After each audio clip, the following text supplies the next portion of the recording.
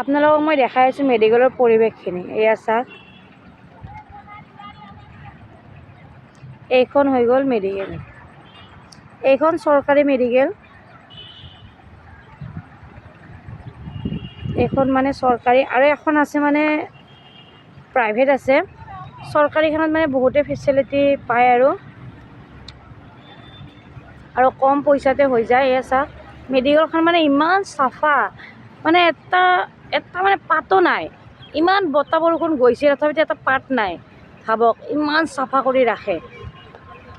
আপুনি একদিন নোখোৱাকৈ থাকিব পাৰিব ইয়াতে, চাফা দেখা পালে।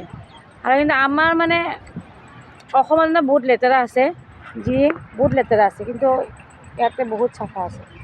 এয়া চাওক, গছবিলাক দেখিছেনে আপোনালোকে? এয়া বহুত চাফা আছে, কিন্তু বস্তুৰ দাম অলপ বেছি। যেনেকুৱা আমাৰ তাত নিৰামিষ ভাত হৈ গ'ল আপোনাৰ 50 টকা, ইয়াতে 100 টকা। মাছ ভাত লাগিব আপোনাৰ 220 টকা, ইণ্ডিয়ান ৰুপিছত 220 টকা।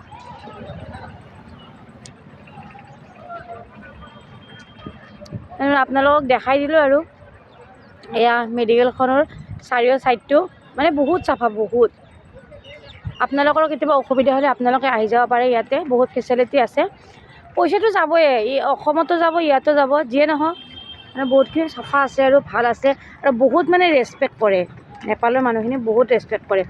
আৰু আমাৰ তাতে মানে কেনেকুৱা, যেনেকুৱা আপুনি যিহেতু সুধিব যাব না, যে চিকিউৰিটি গাৰ্ডবিলাকক এইটো কওকচোন, এই নাজানে এইফালে যাওক, সিফালে যাওক বুলি কয়, আপুনি দৌৰি থাকক।